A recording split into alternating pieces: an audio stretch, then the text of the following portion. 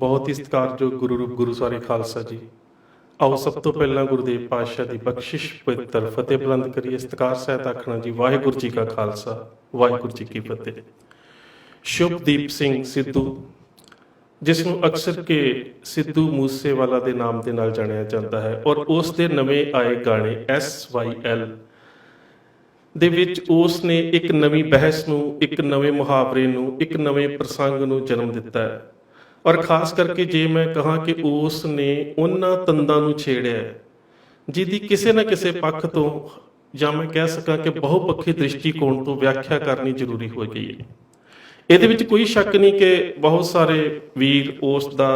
ਤੁਲਨਾਤਮਕ ਅਧਿਐਨ ਕਰਨਗੇ ਕਿ ਇਹਦੇ ਤੋਂ ਪਹਿਲਾਂ ਆਹ ਬੋਲਿਆ ਜਾ ਚੁੱਕਾ ਹੈ।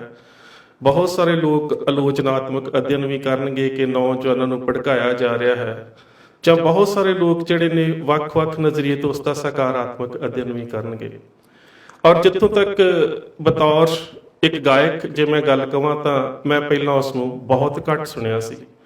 ਬਸ ਉਸ ਦੇ ਦਰਦਨਾਕ ਅੰਤ ਤੇ ਉਸ ਦੇ ਵਿਛੋੜੇ ਤੋਂ ਪਹਿਲਾਂ ਦੀ ਇੱਕ ਇੰਟਰਵਿਊ ਤੇ ਉਸ ਤੋਂ ਜਾਣ ਤੋਂ ਬਾਅਦ ਇਸ ਗਾਣੇ ਨੂੰ ਜਦੋਂ ਮੈਂ ਸੁਣਿਆ ਤਾਂ ਮੈਂ ਤਾਂ ਕਿ ਮੈਨੂੰ ਇੰਜ ਲੱਗਦਾ ਹੈ ਕਿ ਪੰਥਕ ਸਫਾਂ ਦੇ ਵਿੱਚ ਦੇ ਕਿਤੇ ਨਾ ਕਿਤੇ ਜਿਹੜਾ ਨੌਜਵਾਨ ਵਰਗ ਹੈ ਉਹ ਵੀ ਇੱਕ ਦਾਇਰੇ ਦੇ ਵਿੱਚ ਸੋਚਣ ਨੂੰ ਮਜਬੂਰ ਜ਼ਰੂਰ ਹੋਇਆ, ਜਾਂ ਕਹਿ ਸਕਦੇ ਹੋ ਕਿ ਉਸ ਵੱਲੋਂ ਜਿਹੜੀਆਂ ਗੱਲਾਂ ਇਸ ਆਪਣੇ ਨਵੇਂ ਗੀਤ ਦੇ ਵਿੱਚ ਕੀਤੀਆਂ ਗਈਆਂ ਨੇ ਉਸ ਨੇ ਨੌਜਵਾਨੀ ਦਾ ਧਿਆਨ ਜ਼ਰੂਰ ਖਿੱਚਿਆ, ਤੇ ਜਿਹੜੀਆਂ ਤੰਦਾਂ ਨੂੰ ਛੇੜਨ ਦਾ ਉਸ ਨੇ ਯਤਨ ਕੀਤਾ ਉਹ ਤੰਦਾਂ ਕਿਤੇ ਨਾ ਕਿਤੇ ਸਾਡੇ ਪਿਛੋਕੜ ਦੇ ਨਾਲ ਜੁੜੀਆਂ ਹੋਈਆਂ ਨੇ। ਖਾਸ ਕਰਕੇ ਜਦੋਂ ਉਹ ਇੱਕ ਸਟੇਟ ਨੂੰ ਸੰਬੋਧਿਤ ਹੋ ਕੇ ਇਹ ਗੱਲ ਕਰਦਾ ਹੈ ਕਿ ਸਾਨੂੰ ਸਾਡਾ ਪਿਛੋਕੜ ਤੇ ਸਾਡਾ ਲਾਣਾ ਦੇ ਦਿਓ, ਤਾਂ ਉਹਦੇ ਵਿੱਚ ਬੜੀ ਅਹਿਮ ਗੱਲ ਹੈ ਕਿ ਜਦੋਂ ਉਹ ਪਿਛੋਕੜ ਦੀ ਗੱਲ ਕਰਦਾ ਹੈ ਤੇ ਉਹ ਕੌਮ ਦੇ ਮਾਣੇ ਹੋਏ ਸਟੇਟਹੁੱਡ ਦੀ ਗੱਲ ਕਰਦਾ ਹੈ। ਜਦੋਂ ਉਹ ਲਾਣੇ ਦੀ ਗੱਲ ਕਰਦਾ ਹੈ ਤਾਂ ਸਿੰਧ ਤੋਂ ਲੈ ਕੇ ਗੰਗਾ ਦੇ ਵਿਚਕਾਰ ਜਿਹੜੀ ਸਾਡੀ ਕਹਿ ਸਕਦੇ ਹੋ ਕਿ ਇਸ ਨਾਰਦਰਨ ਰੀਜਨ ਦੀ ਜਾਂ ਇਸ ਉੱਤਰੀ ਖਿੱਤੇ ਦੀ ਜਿਹੜੀ ਇੱਕ ਵੱਖਰੀ ਸੱਭਿਅਤਾ ਸੀ ਉਹਦੀ ਸਾਂਝ ਦੀ ਗੱਲ ਕਰਦਾ ਹੈ। ਸੋ ਮੈਨੂੰ ਲੱਗਦਾ ਕਿ ਆਉਣ ਵਾਲੇ ਸਮੇਂ ਦੇ ਵਿੱਚ ਇਹਦੀ ਇੱਕ ਲਾਈਨ ਦੀਆਂ ਬਹੁਤ ਸਾਰੀਆਂ ਵਿਆਖਿਆਵਾਂ ਜਿਹੜੀਆਂ ਬਹੁਤ ਸਾਰੇ ਵਿਦਵਾਨ ਕਰਨਗੇ, ਪਰ ਇਹਦੇ ਵਿੱਚ ਕੋਈ ਸ਼ੱਕ ਨਹੀਂ ਕਿ ਜਿਸ ਤਰ੍ਹਾਂ ਦੇ ਨਾਲ 4 ਮਿੰਟਾਂ ਦੇ ਕੇਵਲ ਇੱਕ ਗੀਤ ਦੇ ਵਿੱਚ ਉਸਨੇ ਸਾਰੇ ਮੁੱਦਿਆਂ ਨੂੰ ਬੜੇ ਸੰਖੇਪ ਜਿਹੇ ਸ਼ਬਦਾਂ ਦੇ ਵਿੱਚ ਉਭਾਰਨ ਦਾ ਯਤਨ ਕੀਤਾ ਹੈ, ਉਹ ਆਪਣੇ ਆਪ ਦੇ ਵਿੱਚ ਮੈਨੂੰ ਉਸ ਦਾ ਇੱਕ ਬਹੁਤ ਨਵੇਕਲਾ ਜਿਹੜਾ ਉਹ ਉਪਰਾਲਾ ਲੱਗਿਆ। ਉਸ ਦਾ ਗੀਤ ਬੇਸ਼ੱਕ 2 ਦਿਨ ਪਹਿਲਾਂ ਲੀਕ ਵੀ ਹੋ ਗਿਆ ਤੇ ਕੁਝ ਸਤਰਾਂ ਹੀ ਜਦੋਂ ਮੀਡੀਆ ਦੇ ਵਿੱਚ ਆਈਆਂ ਤਾਂ ਤਕਰੀਬਨ ਉਹਨਾਂ ਨੇ ਇੱਕ ਤਰ੍ਹਾਂ ਦੇ ਨਾਲ ਮੀਡੀਆ ਦੇ ਵਿੱਚ ਭੁਚਾਲ ਮਚਾ ਦਿੱਤਾ ਸੀ। ਔਰ ਮੈਂ ਹੈਰਾਨ ਸੀ ਕਿ ਗੂਗਲ ਸਰਚ ਦੇ ਉੱਪਰ ਸਭ ਤੋਂ ਵੱਧ ਉਸ ਸਮੇਂ ਜਿਹੜੀ ਖਾਸ ਕਰਕੇ ਪੰਜਾਬ ਦੇ ਰੀਜਨ ਦੇ ਵਿੱਚ ਨੌਜਵਾਨਾਂ ਵੱਲੋਂ ਖੋਜ ਹੋ ਰਹੀ ਸੀ ਉਹ ਸਰਦਾਰ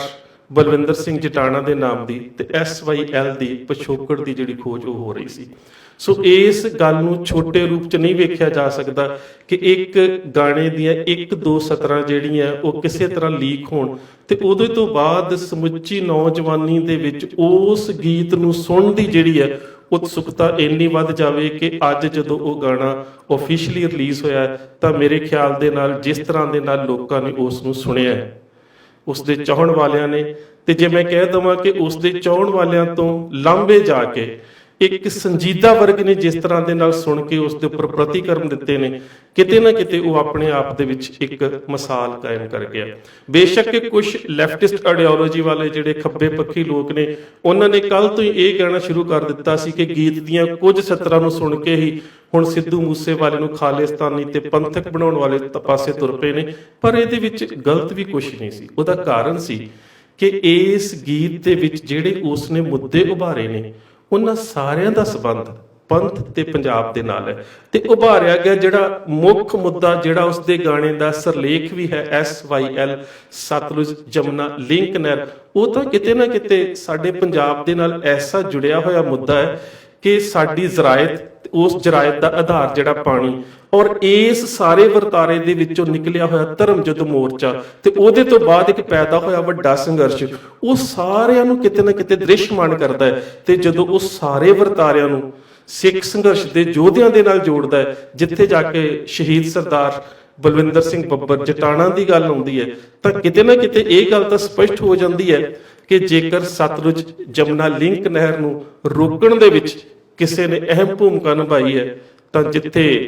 ਸਿੱਖ ਸੰਘਰਸ਼ ਦੇ ਇਹਨਾਂ ਯੋਧਿਆਂ ਦਾ ਨਾਮ ਜਿਹੜਾ ਸੁਨਹਿਰੀ ਅੱਖਰਾਂ ਦੇ ਨਾਲ ਲਿਖਿਆ ਜਾਵੇਗਾ, ਉੱਥੇ ਉਸ ਨੇ ਇੱਕ ਪੱਖ ਨੂੰ ਉਭਾਰ ਕੇ ਦੂਜੇ ਪਾਸੇ ਪੰਜਾਬ ਦੀਆਂ ਬਹੁਤ ਸਾਰੀਆਂ ਸਿਆਸੀ ਧਿਰਾਂ, ਚਾਹੇ ਉਹ ਅਕਾਲੀ ਦਲ ਬਾਦਲ, ਚਾਹੇ ਉਹ ਕਾਂਗਰਸ, ਜਾਂ ਹੁਣ ਦੇ ਜਿਹੜੇ ਕਹਿ ਸਕਦੇ ਹੋ ਕਿ ਨਵੇਂ ਬਦਲਾਅ ਆਏ ਨੇ, ਉਹਨਾਂ ਸਾਰਿਆਂ ਦੇ ਉੱਪਰ ਉਸਨੇ ਇੱਕ ਸਵਾਲੀਆ ਚਿੰਨ੍ਹ ਜ਼ਰੂਰ ਲਗਾ ਦਿੱਤਾ ਹੈ। ਹਾਂ, ਕੁਝ ਲੈਫਟਿਸਟ ਆਈਡੀਓਲੋਜੀ ਵਾਲੇ ਵੀਰਾਂ ਨੂੰ ਇਸ ਕਰਕੇ ਜ਼ਰੂਰ ਤਕਲੀਫ ਹੋ ਰਹੀ ਹੈ ਕਿਉਂਕਿ ਇੱਕ ਪੂਰੀ ਦੇ ਮੋਰਚੇ ਦੇ ਵਿੱਚ ਕਿਸਾਨ ਯੂਨੀਅਨ ਦੇ ਨਾਮ ਹੇਠ ਇਹ ਤਾਂ ਆਪਣੇ ਲਾਲ ਝੰਡੇ ਸੁੱਟ ਕੇ ਭੱਜ ਚੁੱਕੇ ਸਨ। ਸੋ ਜੇਕਰ SYL ਨੂੰ ਰੋਕਿਆ ਤਾਂ ਉਸ ਰੋਕਣ ਦਾ ਸਿਹਰਾ ਜਿਹੜਾ ਉਹ ਸਰਦਾਰ ਬਲਵਿੰਦਰ ਸਿੰਘ ਜਟਾਣਾ ਦੇ ਸਿਰ ਜਾਂਦਾ ਸੀ। ਇਸ ਕਰਕੇ ਮੈਂ ਕਹਿ ਸਕਦਾ ਕਿ ਜਿਸ ਤਰ੍ਹਾਂ ਦੇ ਨਾਲ ਉਸ ਨੇ ਇਸ ਸਾਰੇ ਮੁੱਦੇ ਨੂੰ, ਜਿਹੜਾ ਕਿ ਪੰਜਾਬ ਦੀ ਸਮੱਸਿਆ ਦਾ ਮੂਲ ਹੈ, ਜਿਸ ਤਰ੍ਹਾਂ ਦੇ ਨਾਲ ਤੇ ਜਿੰਨੇ ਥੋੜੇ ਸ਼ਬਦਾਂ ਦੇ ਵਿੱਚ ਉਸਨੇ ਉਭਾਰਨ ਦਾ ਯਤਨ ਕੀਤਾ ਹੈ, ਇਹ ਆਪਣੇ ਆਪ ਦੇ ਵਿੱਚ ਇੱਕ ਮਿਸਾਲ ਹੈ। ਤੇ ਜਿਸ ਤਰ੍ਹਾਂ ਮੈਂ ਆਰੰਭ ਦੇ ਵਿੱਚ ਕਿਹਾ ਸੀ ਕਿ ਉਸ ਦੇ ਗੀਤ ਦੀ ਇੱਕ ਇੱਕ ਸਤਰ ਦੇ ਉੱਪਰ, ਇੱਕ ਇੱਕ ਲਾਈਨ ਦੇ ਉੱਪਰ ਮੈਨੂੰ ਇੰਜ ਲੱਗਦਾ ਹੈ ਕਿ ਆਉਣ ਵਾਲੇ ਸਮੇਂ ਦੇ ਵਿੱਚ ਲੇਖ ਲਿਖਣ ਦੇ ਯਤਨ ਹੋਣਗੇ। ਔਰ ਖਾਸ ਕਰਕੇ ਜਦੋਂ ਉਸਨੇ 26 ਜਨਵਰੀ 21 ਦੀ ਲਾਲ ਕਿਲੇ ਦੇ ਉੱਪਰ ਨਿਸ਼ਾਨ ਸਾਹਿਬ ਨੂੰ ਲਹਿਰਾਉਣ ਦੀ ਘਟਨਾ ਦਾ ਜ਼ਿਕਰ ਕੀਤਾ ਤੇ ਇੱਕ ਗਾਇਕ ਦਾ ਤਖੱਲਸ ਵਰਤ ਕੇ ਉਸਨੇ ਜਦੋਂ ਇਹ ਗੱਲ ਕਹੀ ਹੈ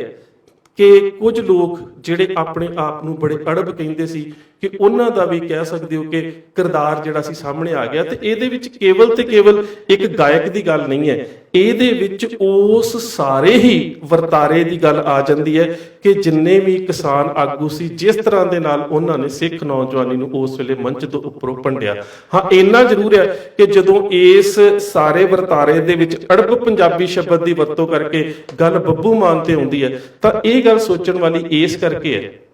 ਕਿ ਉਹਦਾ ਸਭ ਤੋਂ ਵੱਡਾ ਕਾਰਨ ਇਹ ਹੈ ਕਿ ਬੱਬੂ ਮਾਨ ਨੂੰ, ਜਿਸ ਤਰ੍ਹਾਂ ਕਿ ਕਿਸੇ ਸਮੇਂ ਜਦੋਂ ਉਸਨੇ ਕੁਝ ਗੀਤ ਐਵੇਂ ਦੇ ਬੋਲੇ ਸੀ ਜਿਹਦੇ ਵਿੱਚ ਡੇਰੇਦਾਰਾਂ ਦੇ ਜਿਹੜੇ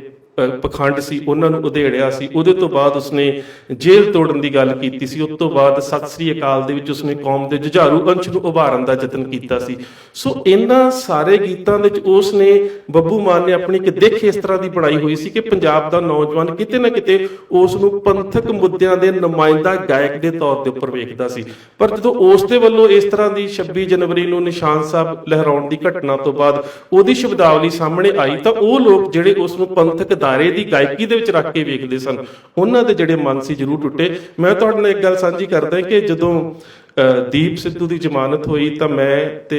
ਸੰਦੀਪ ਸਿੰਘ ਸਿੱਧੂ, ਜਿਸ ਨੂੰ ਅਸੀਂ ਦੀਪ ਸਿੱਧੂ ਦੇ ਨਾਮ ਦੇ ਨਾਲ ਜਾਣਦੇ ਹਾਂ, ਤੇ ਸਰਦਾਰ ਜਮੇਰ ਸਿੰਘ, ਅਸੀਂ ਇੱਕ ਜਗ੍ਹਾ ਦੇ ਉੱਪਰ ਬੈਠੇ ਹੋਏ ਸੀ ਤਾਂ ਦੀਪ ਵੀ ਬਾਰ-ਬਾਰ ਇਹ ਗੱਲ ਕਹਿ ਰਿਹਾ ਸੀ, ਕਹਿੰਦਾ ਸੀ ਕਿ ਹੋਰ ਕੋਈ ਸੌਫਟ ਜੇ ਪੱਖ ਦਾ ਜਿਹੜਾ ਗਾਇਕ ਹੁੰਦਾ ਨਾ, ਉਹ ਇਸ ਤਰ੍ਹਾਂ ਦੀ ਸ਼ਬਦਾਵਲੀ ਵਰਤਨ ਦਾ ਤਾਂ ਸ਼ਾਇਦ ਮੈਨੂੰ ਕੋਈ ਇਤਰਾਜ਼ ਨਾ ਹੁੰਦਾ, ਪਰ ਕਹਿੰਦਾ ਕਿ ਬੱਬੂ ਮਾਨ ਸਾਹਿਬ ਦੇ ਉੱਪਰ, ਇਹ ਉਹਦੀ ਸ਼ਬਦਾਵਲੀ ਆ, ਕਿ ਬੱਬੂ ਮਾਨ ਸਾਹਿਬ ਦੇ ਉੱਪਰ ਤਾਂ ਮੈਨੂੰ ਬਿਲਕੁਲ ਆਸ ਨਹੀਂ ਸੀ ਕਿ ਉਹ ਇਸ ਤਰ੍ਹਾਂ ਦੀ ਜਿਹੜੀ ਬਿਆਨਬਾਜ਼ੀ ਆ ਉਹ ਕਰਨਗੇ। ਸੋ ਕਿਤੇ ਨਾ ਕਿਤੇ ਜੇ ਉਹ ਗਾਇਕ ਦੇ ਤੌਰ ਤੇ ਨਿਸ਼ਾਨਾ ਬਣੇ ਤੇ ਉਹਦਾ ਕਾਰਨ ਇਹ ਹੈ ਕਿ ਬੇਸ਼ੱਕ ਉਸ ਵਰਤਾਰੇ ਦੇ ਵਿੱਚੋਂ ਸਾਰੇ ਲੋਕ ਆ ਜਾਂਦੇ ਨੇ ਜਿਹੜੇ ਲੋਕਾਂ ਨੇ ਨਿਸ਼ਾਨ ਸਾਹਿਬ ਚਲਾਉਣ ਦੇ ਖਿਲਾਫ ਬਹੁਤ ਹੀ ਭੱਦੀਆਂ ਜਿਹੜੀਆਂ ਸੀ ਟਿੱਪਣੀਆਂ ਕੀਤੀਆਂ, ਪਰ ਬੱਬੂ ਮਾਨ ਨੂੰ ਇੱਕ ਤਰ੍ਹਾਂ ਦੇ ਨਾਲ ਪੰਜਾਬ ਦੇ ਇੱਕ ਕਹਿ ਸਕਦੇ ਕਿ ਅਣਖੀਲੇ ਗਾਇਕ ਦੇ ਰੂਪ ਦੇ ਵਿੱਚ ਵੇਖਿਆ ਜਾਂਦਾ ਸੀ ਤੇ ਉਹਦੇ ਵੱਲੋਂ ਇਹ ਜਿਹੜੀ ਟਿੱਪਣੀ ਸੀ ਉਹਦੇ ਨਾਲ ਕਿਤੇ ਨਾ ਕਿਤੇ ਉਹਦੇ ਜਿਹੜਾ ਫੈਨ ਫਾਲੋਅਰ ਵਰਗ ਸੀਗਾ ਉਹਦਾ ਵੀ, ਤੇ ਖਾਸ ਕਰਕੇ ਸਾਡੇ ਵਰਗੇ ਲੋਕ ਜਿਹੜੇ ਕਿਤੇ ਨਾ ਕਿਤੇ ਸਮਝਦੇ ਸੀਗੇ ਕਿ ਕਿਤੇ ਨਾ ਕਿਤੇ ਪੰਜਾਬ ਦੀ ਗੱਲ ਜਦੋਂ ਉਹ ਕਰਦਾ ਹੈ ਕਿ ਭਗਤ ਸਿੰਘ ਆ ਗਿਆ, ਸਰਾਭਾ ਕਿੱਥੇ ਰਹਿ ਗਿਆ, ਤਾਂ ਸਾਨੂੰ ਸਾਰਿਆਂ ਨੂੰ ਇੰਜ ਮਹਿਸੂਸ ਹੁੰਦਾ ਸੀ ਕਿ ਕਿਤੇ ਨਾ ਕਿਤੇ ਪੰਜਾਬ ਦੇ ਬਹੁਤ ਸਾਰੇ ਵਰਤਾਰਿਆਂ ਨੂੰ ਬੜੀ ਸੰਜੀਦਗੀ ਦੇ ਨਾਲ ਇਹ ਬਿਆਨ ਕਰਨ ਦੀ ਜਿਹੜੀ ਸਮਰੱਥਾ ਰੱਖਦਾ ਹੈ। ਪਰ ਉਸ ਵੱਲੋਂ ਇਸ ਤਰ੍ਹਾਂ ਦਾ ਜਦੋਂ ਬਿਆਨਬਾਜ਼ੀ ਹੋਈ ਤਾਂ ਕਿਤੇ ਨਾ ਕਿਤੇ ਸਾਰੇ ਪੰਥਕ ਧਿਰ ਦੇ ਵਿੱਚ ਵਿਚਰਨ ਵਾਲੇ ਜਿਹੜੇ ਲੋਕ ਸੀਗੇ ਉਹਨਾਂ ਦੇ ਹਿਰਦਿਆਂ ਨੂੰ ਜ਼ਰੂਰ ਠੇਸ ਪਹੁੰਚੀ ਸੀ। ਸੋ ਇਹ 'ਚ ਵੀ ਕੋਈ ਸ਼ੱਕ ਨਹੀਂ ਹੈ ਕਿ 26 ਜਨਵਰੀ ਦੇ ਇਸ ਵਰਤਾਰੇ ਨੇ ਬਹੁਤ ਸਾਰੇ ਲੋਕਾਂ ਦਾ ਜਿਹੜੇ ਆਪਣੇ ਆਪ ਨੂੰ ਪੰਥ ਪ੍ਰਸਤ ਤੇ ਪੰਜਾਬ ਪ੍ਰਸਤ ਕਹਿੰਦੇ ਸੀ ਉਹਨਾਂ ਦਾ ਵੀ ਪਾਜ ਉਘੇੜ ਕੇ ਰੱਖ ਦਿੱਤਾ। ਪਰ ਮੈਂ ਵੀ ਉੱਥੋਂ ਇੱਕ ਗੱਲ ਸਿੱਖੀ ਹੈ ਕਿ ਬਹੁਤ ਸਾਰੇ ਲੋਕ ਜਿਹੜੇ ਨੇ ਉਹ ਵਹਾਅ ਦੇ ਨਾਲ ਤੁਰ ਪੈਂਦੇ ਨੇ। ਤੇ ਮੈਨੂੰ ਯਾਦ ਹੈ ਕਿ ਜਦੋਂ ਇਹ 26 ਜਨਵਰੀ ਦਾ ਘਟਨਾਕ੍ਰਮ ਵਾਪਰਿਆ ਤਾਂ ਮੈਂ ਤਾਂ ਖਾਸ ਕਰਕੇ ਉੱਥੇ ਹੀ ਰਿਹਾ, ਦਿੱਲੀ ਰਿਹਾ, ਜਦੋਂ ਤੱਕ ਦੀਪ ਸਿੱਧੂ ਦੀ ਜ਼ਮਾਨਤ ਨਹੀਂ ਹੋਈ ਮੈਂ ਉੱਥੋਂ ਨਹੀਂ ਆਇਆ। ਪਰ ਮੈਨੂੰ ਇੰਜ ਲੱਗਦਾ ਕਿ ਉਸ ਸਾਰੇ ਉਲਟ ਵਗਰੇ ਵਹਾਅ ਦੇ ਵਿੱਚ ਵੀ ਵਾਹਿਗੁਰੂ ਦੀ ਓਟ ਹੀ ਤੁਹਾਨੂੰ ਸ਼ਕਤੀ ਦਿੰਦੀ ਹੈ ਕਿ ਤੁਸੀਂ ਉੱਥੇ ਜਿਹੜਾ ਉਹ ਰਹਿ ਸਕਦੇ ਹੋ। ਬਾਅਦ ਦੇ ਵਿੱਚ ਬੇਸ਼ੱਕ ਬਹੁਤ ਸਾਰੇ ਵੀਰ ਜਿਹੜੇ ਸੀਗੇ ਦੀਪ ਸਿੱਧੂ ਦੀ ਹਮਾਇਤ ਦੇ ਉੱਪਰ ਆ ਗਏ, ਪਰ ਉਸ ਸਮੇਂ ਬਤੌਰ ਲੇਖਕ ਮੈਂ ਤੇ ਸਰਦਾਰ ਜਮੇਰ ਸਿੰਘ ਸੀ ਜਿਨ੍ਹਾਂ ਨੇ ਕਿਤੇ ਨਾ ਕਿਤੇ ਇਸ ਗੱਲ ਨੂੰ ਸਮਝਣ ਦਾ ਯਤਨ ਕੀਤਾ ਕਿ ਆਉਣ ਵਾਲੇ ਸਮੇਂ ਦੇ ਵਿੱਚ ਇਸ ਦਾ ਸਾਨੂੰ ਕੋਈ ਨੁਕਸਾਨ ਨਹੀਂ ਹੋਵੇਗਾ। ਇਸੇ ਤਰ੍ਹਾਂ ਜਦੋਂ ਹੁਣ ਸ਼ੁਭਦੀਪ ਸਿੰਘ ਸਿੱਧੂ ਨੇ ਜਦੋਂ ਪੰਜਾਬ ਦੇ ਪਿਛੋਕੜ ਤੇ ਲਾਣੇ ਦੀ ਗੱਲ ਕੀਤੀ ਹੈ, ਜਿਹਦੇ ਵਿੱਚ ਉਹਨੇ ਇਹ ਸ਼ਬਦ ਵਰਤੇ ਨੇ ਕਿ ਹਰਿਆਣਾ, ਚੰਡੀਗੜ੍ਹ ਤੇ ਹਿਮਾਚਲ ਜਿਹੜੇ ਨੇ ਉਹ ਸਾਨੂੰ ਦੇ ਦਿਓ। ਤਾਂ ਇਹਦੇ ਵਿੱਚ ਕੋਈ ਛੋਟੀ ਗੱਲ ਨਹੀਂ ਹੈ।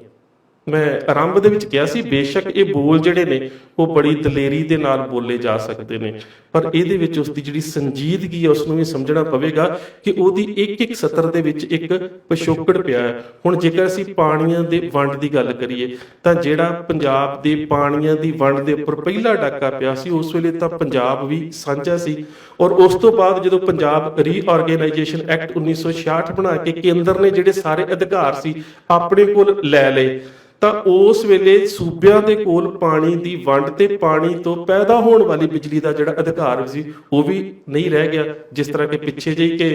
BBMB ਦੇ ਵਿੱਚੋਂ ਜਿਹੜੀ ਨੁਮਾਇੰਦਗੀ ਪੰਜਾਬ ਦੀ ਜਿਹੜੀ ਆ ਉਹ ਖਤਮ ਕੀਤੀ ਗਈ ਹੈ। ਤਾਂ ਜਿਹੜੀ ਉਸਨੇ ਗੱਲ ਕੀਤੀ ਹੈ ਕਿ ਸਾਡਾ ਪਿਛੋਕੜ, ਉੱਥੇ ਸਟੇਟਹੁੱਡ ਦੀ ਗੱਲ ਆਉਂਦੀ, ਜਦੋਂ ਲਾਣੇ ਦੀ ਗੱਲ ਆਉਂਦੀ ਹੈ ਤੇ ਉਹਦੇ ਵਿੱਚ ਹਿਮਾਚਲ, ਹਰਿਆਣਾ ਤੇ ਪੰਜਾਬ ਦੇ ਲੋਕਾਂ ਦੀ ਸਾਂਝ ਦੀ ਗੱਲ ਹੁੰਦੀ ਹੈ, ਜਿਹੜੀ ਕਹਿ ਸਕਦੇ ਕੋਈ ਸਿੰਧ ਤੋਂ ਲੈ ਕੇ ਗੰਗਾ ਤੱਕ। ਜੇ ਤੁਸੀਂ ਉਸ ਨੂੰ ਹੋਰ ਵਿਸਥਾਰ ਦੇ ਨਾਲ ਵੇਖਣਾ ਹੋਵੇ ਤਾਂ 18ਵੀਂ ਸਦੀ ਦੇ ਵਿੱਚ ਮਿਸਲਾਂ ਦੇ ਜਿਹੜਾ ਕਬਜ਼ਿਆਂ ਦਾ ਖੇਤਰ ਹੈ ਉਹਨੂੰ ਵੀ ਤੁਸੀਂ ਪੜ੍ਹ ਸਕਦੇ ਹੋ ਕਿ ਕਿਸ ਤਰ੍ਹਾਂ ਦੇ ਨਾਲ ਇਹ ਸਾਂਝਾ ਸੀ ਤੇ ਕਿਸ ਤਰ੍ਹਾਂ ਇਸ ਸਾਰੇ ਖਿੱਤੇ ਦੇ ਵਿੱਚ ਗੁਰੂ ਨਾਨਕ ਸਾਹਿਬ ਨੂੰ ਗੁਰੂ ਮੰਨਣ ਵਾਲੇ ਜਿਹੜੇ ਸੀਗੇ ਉਹ ਲੋਕਾਂ ਦੀ ਵਸੋਂ ਸੀ। ਸੋ ਇਸ ਸਾਰੇ ਵਰਤਾਰੇ ਦੇ ਵਿੱਚ ਜਿੱਥੇ ਇੱਕ ਸੱਭਿਅਤਾ, ਇੱਕ ਨਸਲ, ਇੱਕ ਕੌਮੀਅਤ, ਇੱਕ ਖਿੱਤੇ ਦੀ ਗੱਲ ਆਉਂਦੀ ਹੈ, ਉੱਥੇ ਨਾਲ ਇਹ ਵੀ ਗੱਲ ਕੇ ਆਉਂਦੀ ਹੈ ਕਿ ਜੇਕਰ ਇਹ ਜਿਹੜੇ ਕਾਨੂੰਨ ਨੇ ਇਹਨਾਂ ਦਾ ਅਧਿਕਾਰ ਰਾਜਾਂ ਦੇ ਕੋਲ ਹੋਵੇ ਤਾਂ ਕੇਂਦਰ ਦੀ ਵਿੱਚ ਕੋਈ ਦਖਲ ਅੰਦਾਜ਼ੀ ਨਾ ਹੋਵੇ ਤਾਂ ਦੋ ਰਾਜ ਭਰਾ ਬਣ ਕੇ ਵੀ ਇਸ ਸਮੱਸਿਆ ਦਾ ਹੱਲ ਕਰ ਸਕਦੇ ਨੇ। ਇਸੇ ਤਰ੍ਹਾਂ ਦੇ ਨਾਲ ਜਦੋਂ ਜੇ ਕਹਿ ਸਕਦੇ ਹੋ ਕਿ ਇਹਨਾਂ ਦੀ ਜਿਹੜੀ ਵੰਡ ਹੈ ਉਹਦਾ ਅਧਿਕਾਰ ਕੇਂਦਰ ਦੇ ਕੋਲ ਨਾ ਹੋਵੇ ਤਾਂ ਜਮਨਾ ਦਾ ਰਿਪੇਰੀਅਨ ਸਟੇਟ ਹਰਿਆਣਾ ਹੈ। ਪਰ ਕਿਸਾਨ ਸੰਘਰਸ਼ ਦੇ ਵਿੱਚ ਮੈਂ ਇੱਕ ਗੱਲ ਵੇਖਣ ਨੂੰ ਮਿਲੀ ਕਿ ਜਿਹੜੇ ਹਰਿਆਣੇ ਦੇ ਬਹੁਤ ਸਾਰੇ ਨੌਜਵਾਨ ਸੀ ਉਹਨਾਂ ਨੂੰ ਇਸ ਗੱਲ ਦੀ ਜ਼ਰੂਰ ਸਮਝ ਆ ਗਈ ਕਿ ਜਦੋਂ ਕੇਂਦਰ ਸੱਤਾ ਦੇ ਵਿੱਚ ਹੁੰਦਾ ਹੈ ਤੇ ਕੇਂਦਰ ਦੀ ਸੱਤਾਵਾਦੀ ਧਿਰ ਹੀ ਸਟੇਟ ਦੇ ਵਿੱਚ ਰਾਜ ਕਰ ਰਹੀ ਹੁੰਦੀ ਹੈ, ਉਹ ਚਾਹੇ ਕਾਂਗਰਸ ਹੋਵੇ ਜਾਂ ਭਾਜਪਾ ਹੋਵੇ, ਉਹਦਾ ਨਿਸ਼ਾਨਾ ਹਮੇਸ਼ਾ ਇਹੀ ਹੁੰਦਾ ਹੈ ਕਿ ਸੂਬਿਆਂ ਦੇ ਆਪਸੀ ਤਕਰਾਰ ਨੂੰ ਵੱਧ ਤੋਂ ਵੱਧ ਵਧਾਇਆ ਜਾਵੇ ਤੇ ਇਹਦੇ ਤੋਂ ਫਾਇਦਾ ਲਿਆ ਜਾ ਸਕੇ। ਸੋ ਜਿਹੜੀ ਗੱਲ ਉਸ ਨੇ ਉਭਾਰਨ ਦਾ ਯਤਨ ਕੀਤਾ ਕਿ ਸਾਨੂੰ ਸਾਡਾ ਪਿਛੋਕੜ ਤੇ ਸਾਡਾ ਲਾਣਾ, ਸਾਡਾ ਚੰਡੀਗੜ੍ਹ, ਸਾਡਾ ਹਿਮਾਚਲ, ਸਾਡਾ ਹਰਿਆਣਾ, ਸੋ ਉਹਦੇ ਵਿੱਚੋਂ ਜਿਹੜੀ ਸਮੂਹਿਕਤਾ ਦੇ ਰੂਪ ਚ ਵੇਖਣ ਵਾਲੀ ਗੱਲ ਹੈ ਉਹਦੇ ਚ ਇਹ ਹੈ ਕਿ ਜੇਕਰ ਇਹਨਾਂ ਸਾਰੀਆਂ ਕੁਦਰਤੀ ਸਰੋਤਾਂ ਦੇ ਵੰਡਾਂ ਦੇ ਅਧਿਕਾਰ ਜਿਹੜੇ ਨੇ ਜੇਕਰ ਸਟੇਟਾਂ ਦੇ ਕੋਲ ਹੋਣਗੇ ਤਾਂ ਕਿਤੇ ਨਾ ਕਿਤੇ ਜਿਹੜਾ ਵਾ ਬੇਸ਼ੱਕ ਐਡਮਿਨਿਸਟ੍ਰੇਸ਼ਨ ਵੱਖ-ਵੱਖ ਹੋ ਸਕਦੀ ਹੈ, ਪਰ ਸੂਬੇ ਜਿਹੜੇ ਨੇ ਆਪਣੇ ਜਿਹੜੇ ਮਸਲੇ ਨੇ ਉਹਨਾਂ ਨੂੰ ਹੱਲ ਕਰਨ ਦੀ ਸਮਰੱਥਾ ਜਿਹੜੀ ਹੈ ਉਹ ਜ਼ਰੂਰ ਰੱਖਦੇ ਨੇ। ਤੇ ਇਹ ਜਿਹੜੀਆਂ ਖਿੱਤਾ ਆਧਾਰਿਤ ਰਾਜਨੀਤਿਕ ਧਿਰਾਂ ਹੁੰਦੀਆਂ ਨੇ, ਜਿਹਨੂੰ ਅਸੀਂ ਕਹਿੰਦੇ ਕਿ ਪੰਜਾਬ ਦੇ ਵਿੱਚ ਇੱਕ ਖਿੱਤੇ ਦੀ ਪਾਰਟੀ ਦੀ ਲੋੜ ਹੈ, ਉਸੇ ਤਰ੍ਹਾਂ ਹਰਿਆਣੇ ਦੇ ਵਿੱਚ ਵੀ ਜੇਕਰ ਇੱਕ ਸੰਜੀਦਾ ਖਿੱਤੇ ਦੀ ਜਿਹੜੀ ਹੈ ਰਾਜਨੀਤਿਕ ਧਿਰ ਹੋਵੇ ਤਾਂ ਇਹ ਮਸਲੇ ਜਿਹੜੇ ਨੇ ਕੋਈ ਇੰਨੇ ਔਖੇ ਨਹੀਂ ਹੈ ਜਿਹੜੇ ਹੱਲ ਨਾ ਹੋ ਸਕਣ। ਇਸ ਗਾਣੇ ਦੇ ਵਿੱਚ ਜਿਸ ਤਰ੍ਹਾਂ ਬੰਦੀ ਸਿੰਘਾਂ ਦੀ ਰਿਹਾਈ ਦਾ ਮਸਲਾ ਉਸਨੇ ਚੁੱਕਿਆ, ਇਹ ਆਪਣੇ ਆਪ ਦੇ ਵਿੱਚ ਇਸ ਵਕਤ ਦਾ ਬੜਾ ਹੀ ਅਹਿਮ ਮਸਲਾ ਸੀ, ਕਿਉਂਕਿ ਅਸੀਂ ਸਾਰੇ ਜਾਣਦੇ ਹਾਂ ਕਿ ਪਿਛਲੇ ਸਮੇਂ ਦੇ ਵਿੱਚ ਕੀਤੀਆਂ ਗਲਤੀਆਂ ਕਰਕੇ ਜਾਂ ਕਹਿ ਸਕਦੇ ਹੋ ਕਿ ਪੰਥ ਨੂੰ ਆਪਣੇ ਨਾਲੋਂ ਵਸਾਰਨ ਕਰਕੇ, ਜਿਸ ਤਰ੍ਹਾਂ ਅਕਾਲੀ ਦਲ ਬਾਦਲ ਸਿਆਸੀ ਤੌਰ ਤੇ ਬਿਲਕੁਲ ਹਾਸ਼ੀਏ ਦੇ ਉੱਪਰ ਜਾ ਚੁੱਕਾ ਸੀ ਤੇ ਉਸ ਵੱਲੋਂ ਆਪਣਾ ਖੁੱਸਿਆ ਹੋਇਆ ਧਰਾਤਲ, ਸਿਆਸੀ ਧਰਾਤਲ ਜਿਸ ਨੂੰ ਕਹਿ ਸਕਦੇ ਹਾਂ, ਉਸ ਨੂੰ ਪ੍ਰਾਪਤ ਕਰਨ ਦੇ ਵਾਸਤੇ ਜਿਸ ਤਰ੍ਹਾਂ ਦੇ ਨਾਲ ਬੰਦੀ ਸਿੰਘਾਂ ਦੀ ਰਿਹਾਈ ਦੇ ਮਸਲੇ ਨੂੰ ਲੈ ਕੇ ਸਿਆਸਤ ਖੇਡਣ ਦਾ ਯਤਨ ਕੀਤਾ ਗਿਆ, ਉਹਦੇ ਵਿੱਚ ਬਹੁਤ ਸਾਰੀਆਂ ਗੱਲਾਂ ਇਹ ਸਾਹਮਣੇ ਆਈਆਂ ਕਿ ਸੰਗਰੂਰ ਦੀ ਇਸ ਜਿਮਨੀ ਇਲੈਕਸ਼ਨ ਦੇ ਵਿੱਚ ਜਿਸ ਤਰ੍ਹਾਂ ਦੇ ਨਾਲ ਪੰਥ ਦੀ ਨੁਮਾਇੰਦਗੀ ਕਰਨ ਵਾਲੇ ਉਮੀਦਵਾਰਾਂ ਦੇ ਸਾਹਮਣੇ ਅਕਾਲੀ ਦਲ ਦੇ ਵੱਲੋਂ ਉਮੀਦਵਾਰ ਦਿੱਤਾ ਗਿਆ, ਉਹਦੇ ਵਿੱਚ ਪਹੁੰਚ ਤਾਂ ਇਹ ਬਣਦੀ ਸੀ ਕਿ ਜੇਕਰ ਸੱਚਮੁੱਚ ਹੀ ਇਹਨਾਂ ਨੂੰ ਪੰਜਾਬ ਦੇ ਪ੍ਰਤੀ ਕੋਈ ਵਫਾਦਾਰੀ ਹੁੰਦੀ ਤਾਂ ਇਹ ਵੇਖਦੇ ਕਿ ਉਸ ਖੇਤਰ ਦੇ ਵਿੱਚ ਪਹਿਲਾਂ ਪੰਥਕ ਧਿਰ ਦਾ ਕਿਹੜਾ ਨੁਮਾਇੰਦਾ ਜਿਹੜਾ ਉਹ ਕਾਰਜਸ਼ੀਲ ਹੈ। ਸੋ ਉਸ ਕਾਰਜਸ਼ੀਲ ਨੁਮਾਇੰਦੇ ਦੀ ਵੋਟ ਨੂੰ ਵੰਡਣ ਦੇ ਵਾਸਤੇ ਅਕਾਲੀ ਦਲ ਦੇ ਵੱਲੋਂ ਆਪਣਾ ਨੁਮਾਇੰਦਾ ਦੇ ਕੇ ਖਾਸ ਕਰਕੇ ਬੰਦੀ ਸਿੰਘਾਂ ਦੇ ਪਰਿਵਾਰਾਂ ਦੇ ਵਿੱਚੋਂ ਜਿਸ ਤਰ੍ਹਾਂ ਦੀ ਬੱਜਰ ਗਲਤੀ ਕੀਤੀ ਗਈ ਹੈ, ਉਸ ਸਮੇਂ ਇਸ ਦੀ ਅਹਿਮੀਅਤ ਇਹ ਸੀਗੀ ਕਿ ਬੰਦੀ ਸਿੰਘਾਂ ਦੀ ਰਿਹਾਈ ਦਾ ਮੁੱਦਾ ਜੇਕਰ ਚੁੱਕਣਾ ਹੀ ਸੀ ਤਾਂ ਉਹਦੇ ਵਿੱਚ ਇੱਕ ਵੱਡੀ ਧਿਰ ਨੂੰ ਇੱਕ ਬਹੁਤ ਵੱਡਾ ਤਿਆਗ ਕਰਨ ਦੀ ਲੋੜ ਸੀ, ਇਸ ਕਰਕੇ ਕਿਉਂਕਿ ਉਹਨਾਂ ਨੇ ਪਹਿਲਾਂ ਇਸ ਮੁੱਦੇ ਨੂੰ ਵਸਾਰਿਆ ਹੋਇਆ ਸੀ ਤੇ ਜਿਹੜੇ ਪਹਿਲਾਂ ਹੀ ਇਹਨਾਂ ਮੁੱਦਿਆਂ ਦੇ ਨਾਲ ਜੁੜੇ ਹੋਏ ਸੀ, ਚਾਹੇ ਉਹ ਗੁਰੂ ਗ੍ਰੰਥ ਸਾਹਿਬ ਮਹਾਰਾਜ ਦੀ ਬੇਅਦਬੀ ਦਾ ਮੁੱਦਾ ਸੀ ਜਾਂ ਫਿਰ ਅਨੰਦਪੁਰ ਸਾਹਿਬ ਦਾ ਮਤਾ ਜਾਂ ਅੰਮ੍ਰਿਤਸਰ ਐਲਾਨਨਾਮਾ, ਜੇਕਰ ਇਹਨਾਂ ਸਾਰੀਆਂ ਗੱਲਾਂ ਨੂੰ ਅਸੀਂ ਇੱਕ ਕਹਿ ਸਕਦੇ ਹੋ ਕਿ ਇੱਕ ਪ੍ਰਕਰਣ ਦੇ ਵਿੱਚ ਰੱਖ ਕੇ ਸੋਚਣ ਦਾ ਯਤਨ ਕਰੀਏ ਤਾਂ ਉੱਥੇ ਅਕਾਲੀ ਦਲ ਦੀ ਇੱਕ ਕਹਿ ਸਕਦੇ ਹਾਂ ਕਿ ਬਹੁਤ ਵੱਡੀ ਗਲਤੀ ਸੀ। ਸੋ ਇਹਦੇ ਵਿੱਚ ਇੱਕ ਗੱਲ ਹੋਰ ਵੀ ਬੜੀ ਅਹਿਮ ਵੇਖਣ ਨੂੰ ਸਾਹਮਣੇ ਆਈ ਕਿ ਕੁਝ ਪੰਥਕ ਧਿਰਾਂ ਦਾ ਵਿਚਾਰ ਜਿਹੜੇ ਬਹੁਤ ਸਾਰਾ ਮੈਂ ਕਮੈਂਟਸ ਦੇ ਵਿੱਚ ਵੇਖਿਆ ਕਿ ਹੁਣ ਜਿਹੜੇ ਗਾਇਕ ਨੇ ਜਾਂ ਜਿਹੜੇ ਕੋਨੇ ਮੋਨੇ ਲੋਕ ਨੇ ਉਹ ਪੰਥ ਦੀ ਨੁਮਾਇੰਦਗੀ ਕਰਨਗੇ। ਇਹ ਗੱਲ ਐਵੇਂ ਨਹੀਂ ਹੁੰਦੀ। ਦਰਅਸਲ ਇੰਜ ਹੁੰਦਾ ਹੈ ਕਿ ਅੱਜ ਜਿਹੜਾ ਸੋਸ਼ਲ ਮੀਡੀਆ ਦਾ ਜ਼ਮਾਨਾ ਹੈ, ਇਹਦੇ ਵਿੱਚ ਕਿਸ ਦੀ ਗੱਲ ਕਿੰਨੀ ਦੂਰ ਤੱਕ ਪਹੁੰਚਦੀ ਹੈ ਤੇ ਕਿੰਨੇ ਲੋਕਾਂ ਤੱਕ ਪਹੁੰਚਦੀ ਹੈ, ਇਸ ਨੂੰ ਵੇਖਣਾ ਬਹੁਤ ਜ਼ਰੂਰੀ ਹੁੰਦਾ ਹੈ। ਵੇਖੋ, ਜੇਕਰ ਅੱਜ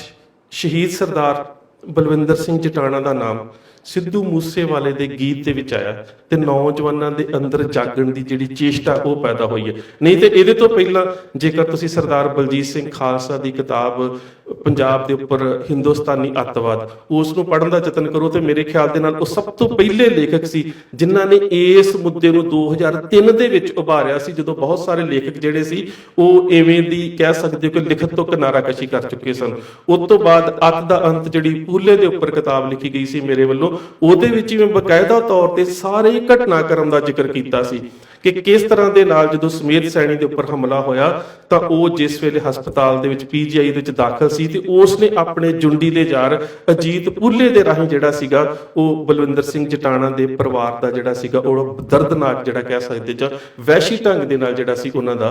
ਅੰਤ ਕੀਤਾ। ਸੋ ਪਹਿਲੀ ਗੱਲ ਤਾਂ ਇਹ ਕਿ ਜੇਕਰ ਉਸ ਕਿਤਾਬਾਂ ਦੀ ਅਪਰੋਚ ਜਿਹੜੀ ਸੀ ਤਾਂ ਉਹ ਕੁਝ ਲੋਕਾਂ ਤੱਕ ਸੀ। ਮੈਨੂੰ ਪਤਾ ਹੈ ਕਿਤਾਬ 1000 2000 ਵੱਧ ਤੋਂ ਵੱਧ ਕੋਈ 20000 ਤੋਂ ਬਹੁਤ ਜ਼ਿਆਦਾ ਵਿਕ ਜਾਂਦੀ ਹੈ, ਤਾਂ ਇੰਨੀ ਕਿ ਕਿਤਾਬ ਜਿਹੜੀ ਵਿਕਦੀ ਹੈ। ਪਰ ਜਿਹੜੀ ਹੁਣ ਇੱਕਦਮ ਲੱਖਾਂ ਦੀ ਗਿਣਤੀ ਦੇ ਵਿੱਚ ਨੌਜਵਾਨਾਂ ਦੇ ਵਿੱਚ ਚੇਤਨਤਾ ਆਈ ਹੈ, ਉਹਦੇ ਵਿੱਚ ਸਾਨੂੰ ਇਹ ਵੇਖਣਾ ਪੈਂਦਾ ਹੈ ਕਿ ਕਿਸੇ ਗਾਇਕ ਨੇ ਜੇਕਰ ਕਿਸੇ ਸ਼ਹੀਦ ਦਾ ਨਾਮ ਆਪਣੇ ਗੀਤ ਦੇ ਵਿੱਚ, ਖਾਸ ਕਰਕੇ ਇੱਕ ਐਸਟੈਬਲਿਸ਼ ਗਾਇਕ ਨੇ ਤੇ ਜਿਹਦੇ ਨਾਲ ਹੁਣ ਖਾਸ ਕਰਕੇ ਉਹਦੇ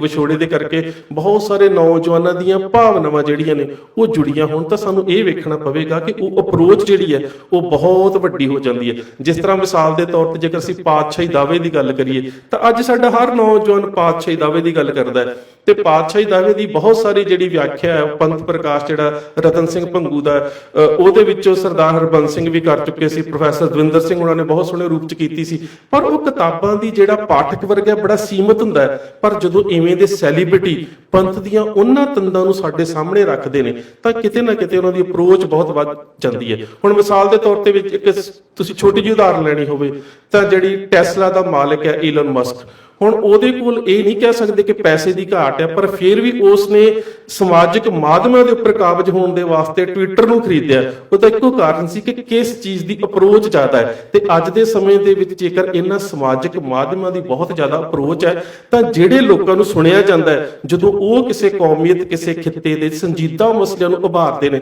ਤਾਂ ਕਿਤੇ ਨਾ ਕਿਤੇ ਨੌਜਵਾਨੀ ਦੇ ਵਿੱਚ ਉਹ ਜਿਹੜੀ ਗੱਲ ਹੈ ਉਹ ਆਪਣੇ ਆਪ ਵਿੱਚ ਬਹੁਤ ਅਹਿਮੀਅਤ ਰੱਖਦੀ ਹੈ। ਸੋ ਅਸੀਂ ਇਹ ਸੋਚਣਾ ਬੰਦ ਕਰ ਦਈਏ ਕਿ ਕਿਸੇ ਗਾਇਕ ਦੇ ਇਸ ਮੁੱਦੇ ਨੂੰ ਕਿਉਂ ਉਭਾਰਿਆ ਹੈ, ਕਿਸੇ ਕੋਨੇ ਮੋਨੇ ਨੇ ਕਿਉਂ ਉਭਾਰਿਆ। ਗੱਲ ਤਾਂ ਇਹ ਹੈ ਕਿ ਉਸ ਮੁੱਦੇ ਦੀ ਉਹ ਜਾਗਰੂਕਤਾ ਲੈ ਕੇ ਜੇਕਰ ਪੰਜਾਬ ਦੀ ਨੌਜਵਾਨੀ ਨੂੰ ਆਪਣੇ ਹੱਕਾਂ ਦੇ ਪ੍ਰਤੀ ਚੇਤਨ ਹੋਣ ਦਾ ਕੋਈ ਮੌਕਾ ਮਿਲਦਾ ਤਾਂ ਉਹਦੇ ਵਿੱਚ ਕੋਈ ਬੁਰਾਈ ਵੀ ਨਹੀਂ ਹੈ। ਸੋ ਇਹ ਜਿਹੜਾ ਗਾਣਾ ਮੈਂ ਪਹਿਲਾਂ ਵੀ ਆਰੰਭ ਦੇ ਵਿੱਚ ਕਿਹਾ ਸੀ, ਬੇਸ਼ੱਕ 4 ਮਿੰਟ ਦਾ ਗੀਤ ਹੈ ਪਰ ਆਉਣ ਵਾਲੇ ਸਮੇਂ ਦੇ ਵਿੱਚ ਇਹਦੀਆਂ ਬਹੁਤ ਸਾਰੀਆਂ ਵਿਆਖਿਆ ਜਿਹੜੀਆਂ ਉਹ ਹੁੰਦੀਆਂ ਰਹਿਣਗੀਆਂ, ਕਿਉਂਕਿ ਕੱਲੀ ਕੱਲੀ ਗੱਲ ਦੇ ਵਿੱਚ ਉਸਨੇ ਪਿਛੋਕੜ ਤੇ ਲਾਣੇ ਤੋਂ ਲੈ ਕੇ ਅਖੀਰ ਦੇ ਵਿੱਚ ਜਿਸ ਤਰ੍ਹਾਂ ਬੰਦੀ ਸਿੰਘਾਂ ਦੀ ਰਿਹਾਈ ਦੀ ਗੱਲ ਕੀਤੀ ਹੈ ਤੇ ਜਿਸ ਤਰ੍ਹਾਂ ਕਹਿ ਸਕਦੇ ਹੋ ਕਿ ਉਸ ਨੇ ਪੰਜਾਬ ਦੇ ਖਿੱਤੇ ਨੂੰ ਸਟੇਟ ਦੇ ਸਾਹਮਣੇ ਖੜਾ ਕਰਨ ਦਾ ਯਤਨ ਕੀਤਾ, ਇਹ ਆਪਣੇ ਆਪ ਵਿੱਚ ਇੱਕ ਮਿਸਾਲ ਹੈ। ਸੋ ਇੰਨੀਆਂ ਬੇਨਤੀਆਂ ਪ੍ਰਵਾਨ ਫਤਿਹ ਦੀ ਸਾਂਝ ਸਤਿਕਾਰ ਸਹਿਤ ਰੱਖਣਾ ਜੀ। ਵਾਹਿਗੁਰੂ ਜੀ ਕਾ ਖਾਲਸਾ, ਵਾਹਿਗੁਰੂ ਜੀ ਕੀ ਫਤਿਹ।